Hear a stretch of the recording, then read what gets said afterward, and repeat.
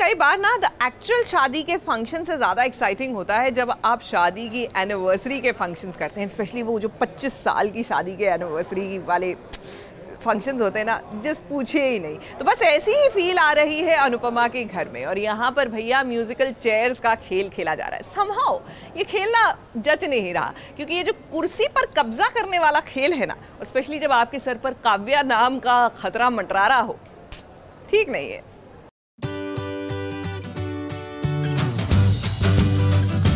जीत गई अनुपमा, बन गई वनराज की क्वीन, और देखती रह गई काव्या। भाई ये तो होना ही था।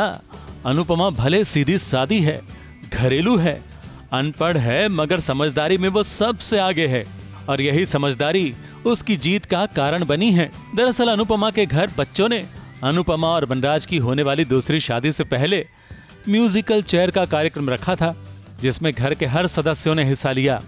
और हाँ, साथ में काव्या और नंदिनी ने भी। बहुत मस्ती हुई, धमाल हुआ। लीलाबा ने तो चीटिंग भी की, मगर अंत में वनराज के आउट होते ही फाइनल तक पहुंच गई अनुपमा और काव्या। वैसे अनुपमा ने अपनी जीती हुई कुर्सी वनराज को ऑफर भी की, और देखा देखी काव्या ने भी वैसा ही किया, मगर वनराज ने मना कर दिया, और मुकाबला शुरू हुआ काव्या और अनुपमा के बीच। और दादाजी के कहने पर अनुपमा और काव्या के बीच सिर्फ कुर्सी का नहीं, समझदारी का भी मुकाबला हुआ, और दोनों ही मुकाबलों में जीत गई अनुपमा।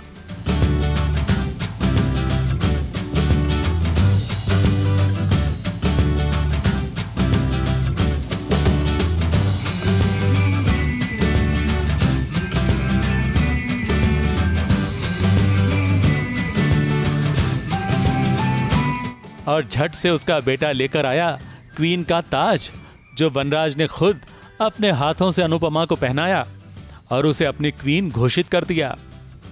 और काव्या एक बार फिर जलकर खाक हो गई। ABP news report.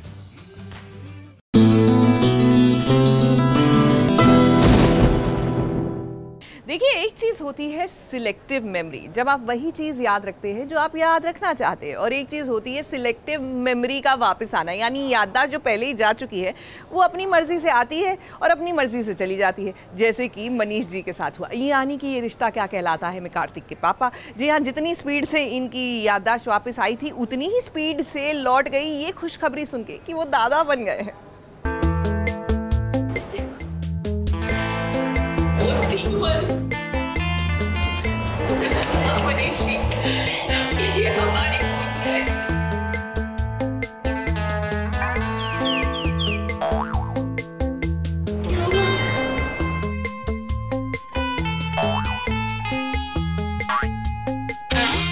लो भाई, ठीक हो गए कार्तिक के पापा, नायरा के ससुर जी।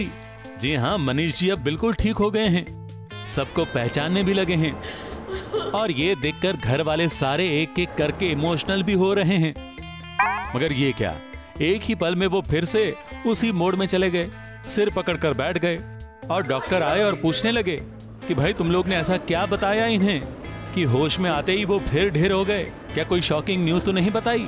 कोई कुछ समझ ही नहीं पाया। होश में आने के बाद क्या हुआ? किसी कुछ खाई हो, तो ऐसी न्यूज बताई हो शॉकिंग, या कोई ऐसी चीज जो हैंडल नहीं कर पाए। देखिए, आप लोग याद रखिए, कान खोल कर सुनिए, जब तक इनको पूरी तरह से होश नहीं आ जाए, पूरी तरह से ठीक नहीं हो जाए, कोई भी न्यूज इनके लिए बहुत ही खतरनाक हो सकती है। क्योंकि बेहोश होने से पहले उन्हें नायरा और कार्तिक की बेटी के जन्म की खुशखबरी सुनाई गई थी।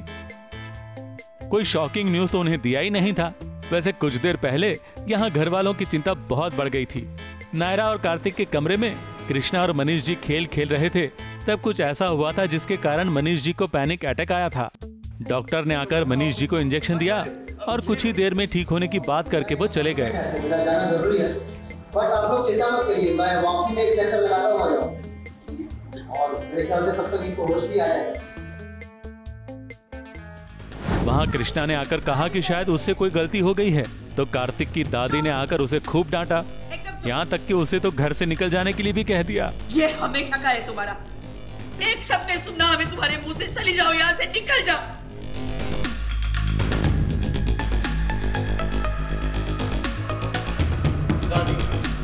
तो घर वाले सारे इसी मुद्दे पर चर्चा करने के लिए मनीष जी से दूर होकर बातें कर रहे थे। तभी छोटे भांजे ने अपने नाना जी को होश में आते हुए देखा और फैमिली वाले फिर दौड़े चले आए और मनीष जी को पूरी तरह ठीक जानकर खुशी के आंसू बहाने लगे। मगर मनीष जी तो फिर से सिर पकड़कर बैठ गए। अब ये ठीक हुए हैं या नहीं, ये शायद एक आध दिन में पता चल ही जाएगा। तब तक इन सबको कुछ और आंसुओं की गंगा जमुना बहानी पड़ेगी। ABP news report.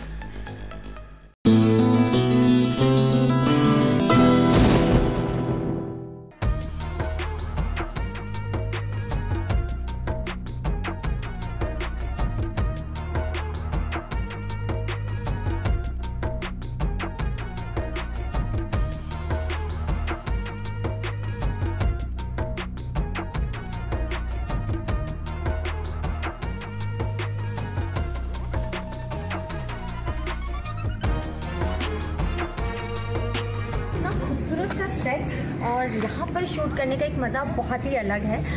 Complete green zone है और मुझे बहुत मज़ा आ रहा है यहाँ पर। सबसे पहले यहाँ पर मैंने अपना आश्रम शूट किया हुआ है। आश्रम में पार्वती जी के बहुत खूबसूरत सीन्स हैं। तो आइए मैं आपको घुमाती हूँ अपना आश्रम।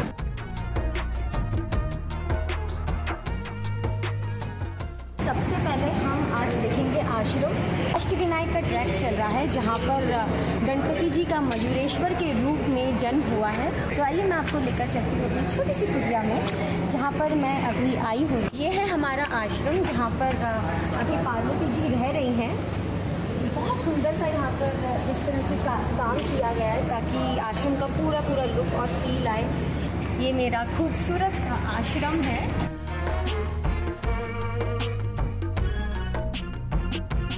तो आइए अब मैं आपको लेकर चलती हूँ अपने दूसरे सेट पर।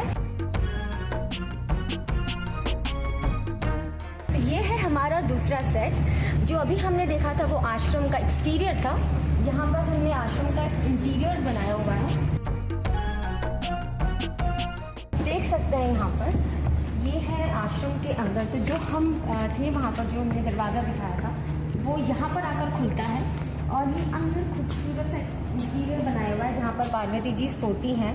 ये अहिल्या का आश्रम है जहाँ पर पार्वती जी को अपनी तपस्या करनी है और जहाँ पर उनको अपना समय बिताना है अपने पुत्र की इच्छा में और पुत्र के लालच में।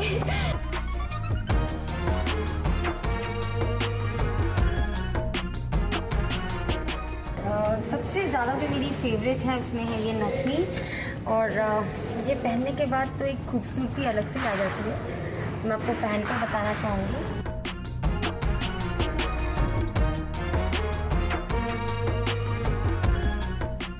ये जूली में मेरा सबसे ज़्यादा फेवरेट पार्ट है। अपने 16 श्रृंगार में आती हैं तो वो इसी जगह पर आती हैं। ये खूबसूरत सा सेटअप लगाया हुआ है पार्वती जी के लिए। तो यहाँ पर हमारी पार्वती जी यानी कि मैं आपके लिए तैयार होती हूँ। आशा करती हूँ कि आपको मेरे साथ अपना दिन बिताकर बहुत मज़ा आया होगा और आप अपना प्यार इसी तरह बरकरार रखें और अपना आशीर्वाद बनाए रखें।